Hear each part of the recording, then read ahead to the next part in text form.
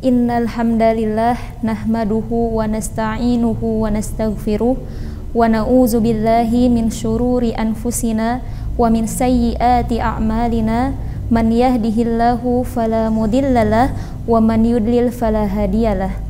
Asyhadu an la ilaha illallah wahdahu la syarikalah wa asyhadu anna Muhammadan abduhu wa rasuluh, amma ba'du.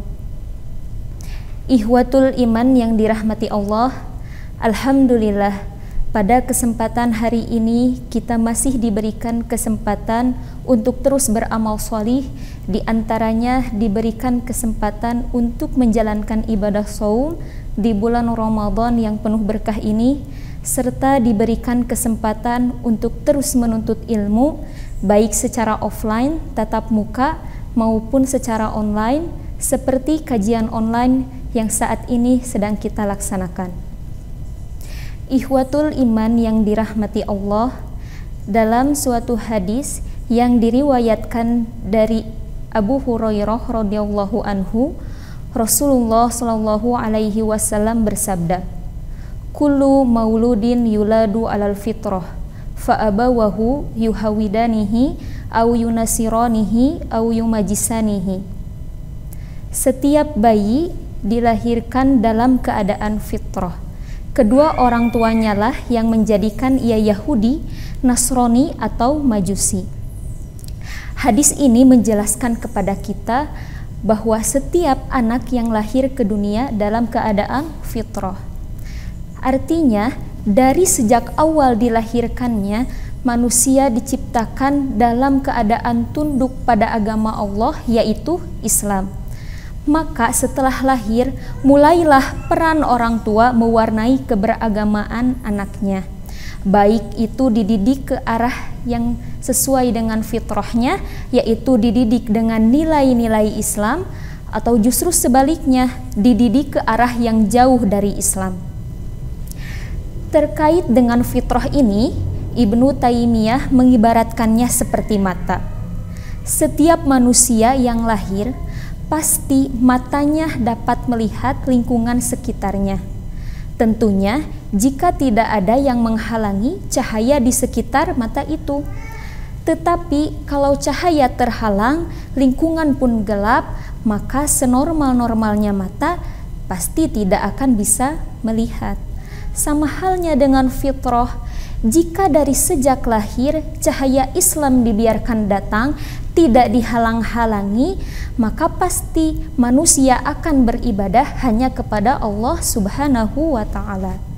Tetapi jika dihalang-halangi, senormal-normalnya manusia dengan fitrahnya, tetap tidak akan bisa beribadah hanya kepada Allah Subhanahu wa Ta'ala. Jadi intinya, hadis ini menjelaskan kepada kita besarnya peran orang tua dalam keberagamaan anaknya. Dalam artian, jika ada seorang anak yang tidak sholih atau bahkan beragama non-Islam, maka yang bertanggung jawab adalah orang tuanya.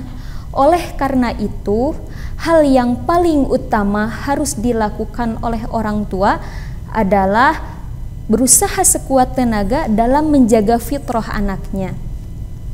Terkait dengan menjaga fitrah anak ini, Rasulullah Shallallahu Alaihi Wasallam telah memberikan kita petunjuk.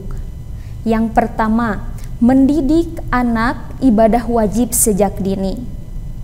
Mendidik anak untuk mengamalkan ibadah-ibadah wajib seperti sholat, shaum, membaca Al-Quran, dan belajar ilmu agama harus mulai ditekankan ketika anak berusia 7 tahun. Sementara hukuman atau sanksi baru bisa diterapkan ketika anak berusia 10 tahun. Hal ini berdasarkan sabda Rasulullah Shallallahu Alaihi Wasallam. Muru auladakum bisolati wahum abna'u sab'i sinin wadribuhum 'alaiha wahum abna'u ashrin wa farriqu bainahum fil madaji. Perintahkanlah anak-anakmu sholat pada usia 7 tahun. Pukullah mereka pada usia 10 tahun. dan pisahkan juga mereka dari tempat tidur mereka. Tetapi hal ini bukan berarti sejak usia 2 tahun anak tidak boleh dididik untuk sholat dan membaca Al-Quran. Pendidikan itu boleh dimulai sejak sedini mungkin. Hanya saja berdasarkan hadis ini, pendidikan itu mulai ditekankan pada saat anak berusia 7 tahun dan menerapkan hukuman pada saat anak berusia 10 tahun.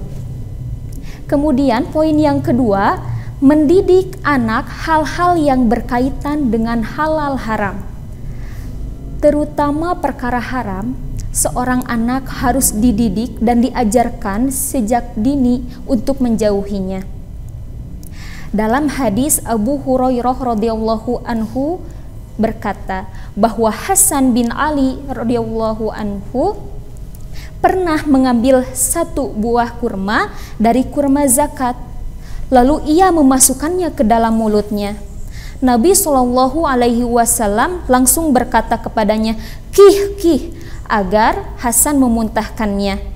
Nabi SAW bersabda, "Tidakkah kamu tahu bahwa kita tidak makan zakat?" Menurut Imam An-Nawawi, hadis ini mengandung pengajaran bahwa anak kecil harus dijauhkan dari apa yang harus dijauhi oleh orang dewasa dan dicegah untuk mengambilnya, meskipun anak tersebut belum mampu untuk mengetahuinya. Kemudian poin yang ketiga yaitu memberikan uswah hasanah atau teladan yang baik pada anak. Sebab metode pendidikan yang terbaik adalah uswah hasanah, di mana Rasulullah SAW sendiri sebagai pelaku utamanya. Jadi jangan sampai kita menyuruh anak untuk sholat, untuk saum, untuk mengaji, untuk belajar ilmu agama, sedangkan kita sebagai orang tua malas sholat, malas saum, malas mengaji, malas belajar ilmu agama, dan sebagainya. Karena kegagalan utama yang ditemukan di setiap keluarga dalam hal pendidikan yaitu disebabkan oleh orang tua sendiri yang tidak bisa memberikan teladan yang baik bagi anak-anaknya. Kemudian poin yang terakhir adalah senantiasa berdoa untuk kesolihan anak. Tidak mustahil jika penyebab tidak solehnya anak adalah orang tua yang tidak rutin mendoakan orang tua yang tidak rutin mendoakan kesolihan untuk anak-anaknya. Doa sendiri merupakan tekad yang kuat, di mana ketika orang tua mendoakan anaknya, selama itu juga tekadnya senantiasa kuat dalam hatinya. Di antara doa yang dapat kita amalkan yaitu doa Nabi Ibrahim, Robbi habli minas solihin. Ya Allah, anugerahkanlah kepadaku seorang anak yang termasuk orang-orang yang solih. Itulah di antara beberapa poin yang ditekankan oleh Rasulullah SAW kepada setiap orang tua agar senantiasa menjaga fitrah anaknya, yaitu dengan cara mentarbiyah atau mendidik anak-anak dengan pendidikan Islam dari sejak usia dini.